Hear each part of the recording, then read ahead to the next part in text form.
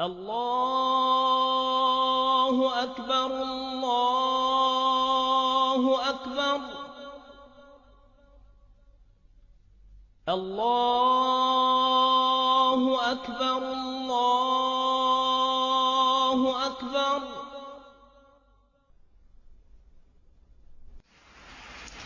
I wish to say finally, as I've said many times before, that this is not a war with Islam. It angers me, as it angers the vast majority of Muslims, to hear bin Laden and his associates described as Islamic terrorists.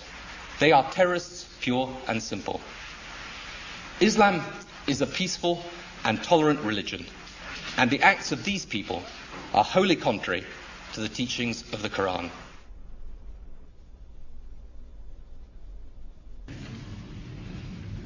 I also want to speak tonight directly to Muslims throughout the world. We respect your faith.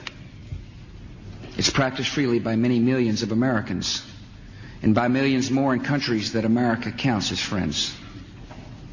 Its teachings are good and peaceful, and those who commit evil in the name of Allah blaspheme the name of Allah. The terrorists...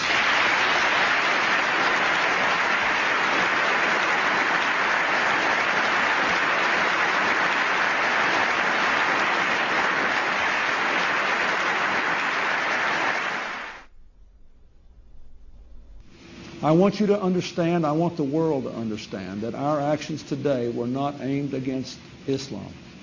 The faith of hundreds of millions of good, peace-loving people all around the world, including the United States. No religion condones the murder of innocent men, women, and children. But our actions were aimed at fanatics and killers who wrap murder in the cloak of righteousness, and in so doing, profane the great religion in whose name they claim to act.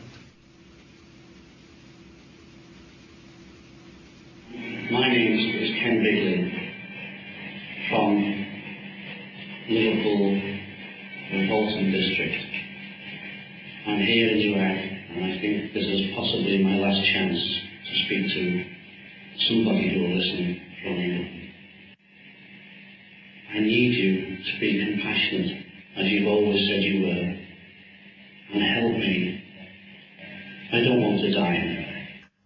حتى نرى في طريقة مرتاحة وسنبقى نذبح الكفرة حتى نراك عدت إلى أمك وأبيك أو زوجك وبنيك والله أكبر والعزة لله. الله أكبر.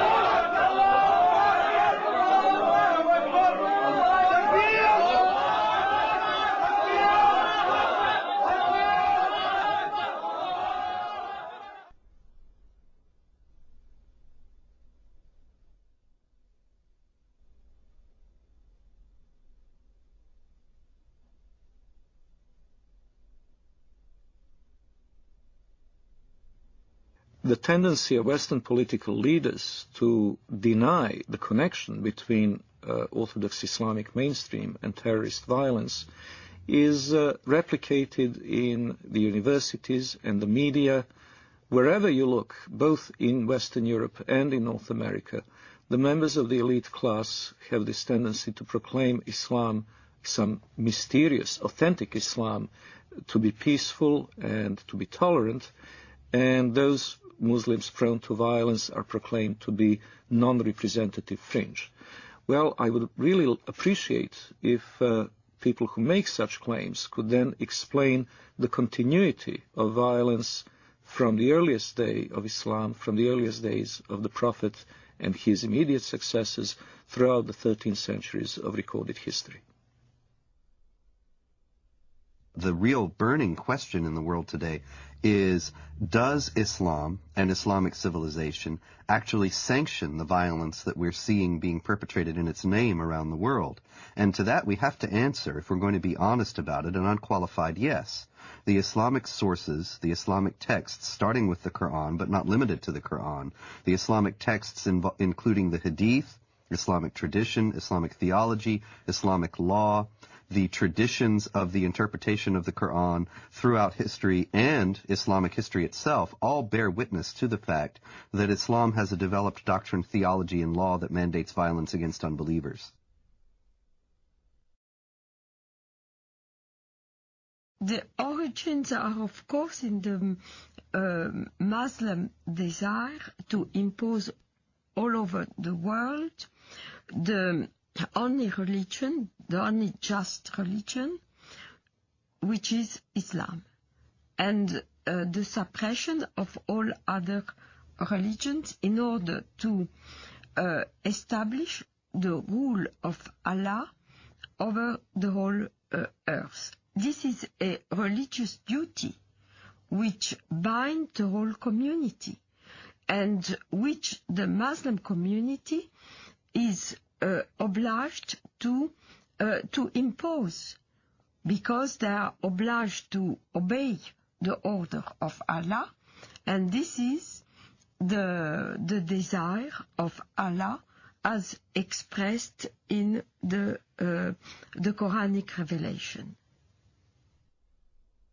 I believe that those terrorists that want to do harm to others are applying the true Islam that was practiced by Muhammad and his followers in the early stage of Islam.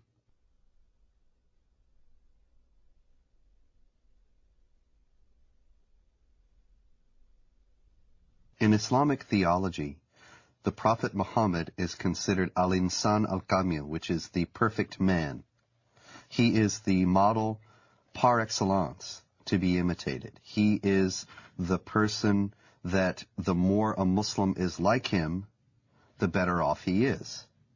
So the Prophet Muhammad is revered today in the Islamic world as the primary model of human behavior.